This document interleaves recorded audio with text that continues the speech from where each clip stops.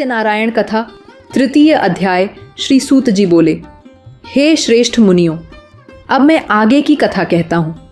प्राचीन समय में उल्कामुख नाम का एक परम ज्ञानी राजा था। वह जितेंद्रिय, सत्यवादी और अत्यंत दयालु था।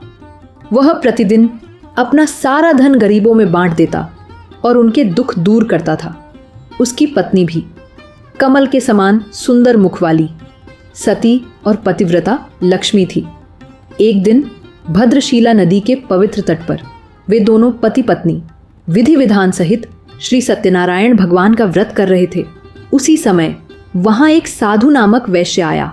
उसके पास व्यापार के लिए बहुत धन था। उसने अपनी नाव किनारे पर रोक दी और राजा के पास आकर विनम्रता से पूछा, हे राजन, आप यह कौन सा पवित्र कार्य कर रहे हैं? कृपा करके मुझे भी बताइए। राजा उल्कामुख बोले, हे साधु, मैं अपने बंधु बांधवों के साथ पुत्र प्राप्ति के लिए श्री सत्यनारायण भगवान का व्रत कर रहा हूँ। यह व्रत अत्यंत फलदायक है। यह सुनकर साधु वैश्य के मन में भी श्रद्धा जाग उठी। उसने आदर पूर्वक कहा, हे राजन, मुझे भी इसका संपूर्ण विधि विधान बताइए। मैं भी इस व्रत को करूँगा, क्योंकि मेरी भी कोई संतान नहीं है। मुझे विश्वास है कि इस व्रत से मुझे अवश्य फल मिलेगा।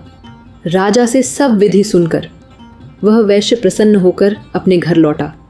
उसने अपनी पत्नी लीलावती को इस व्रत का महत्व बताया और संकल्प किया कि जब मेरी संतान होगी तब मैं यह व्रत अवश्य करूँगा।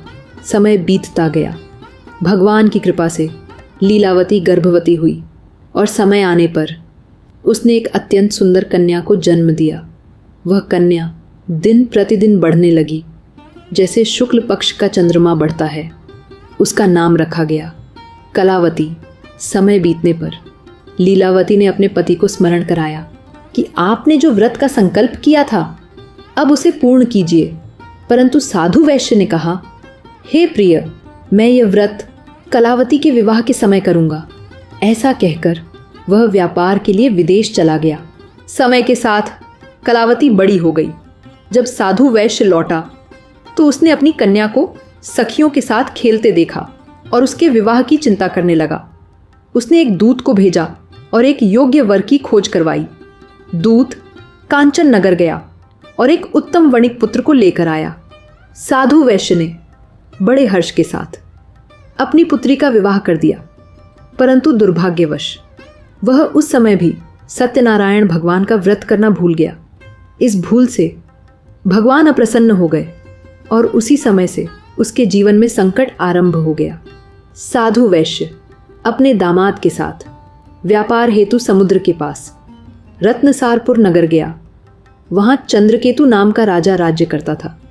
एक दिन भगवान की माया से एक चोर राजा का धन चुराकर भागा और भय के कारण वह धन चुपचाप वैश्य की नाव में रखकर भाग गया।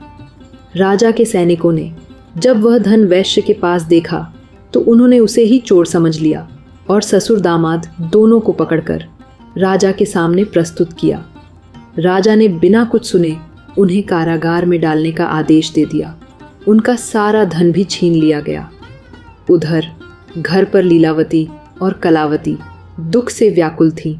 उनका सारा धन भी चोरी हो गया और वे भूख प्यास से अत्यंत कष्ट में थीं। एक दिन भोजन की खोज में कलावती एक ब्राह्मण के घर गई।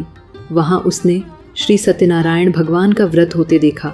उसने श्रद्धा से कथा सुनी और प्रसाद ग्रहण किया। घर लौटकर उसने अपनी माता को सब बताया। यह सुनकर लीलावती ने तुरंत व्रत की तैयारी की और बंधु बांधवों के साथ पूजन और व्रत किया। उसने प्रार्थना की, हे प्रभु, यदि हमसे कोई भूल हुई हो तो हमें क्षमा करें और मेरे पति तथा दामाद को सुरक्षित लौटाए। भगवान प्रसन्न हुए। उन्होंने राजा चंद्रकेतु को स्वप्न में दर्शन दिए और कहा, ये दोनों वैश्य निर्दोष हैं, उन्हें तुरंत मुक्त करो और उनका धन लौटा दो, अन्यथा तुम्हारा सब कुछ नष्ट हो जाएगा। प्रातः होते ही राजा ने उन्हें मुक्त कराया और सम्मानपूर्वक उनका धन लौटाया। दोनों वैश्य प्रसन्न होकर अपने घर की ओर लौट पड़े।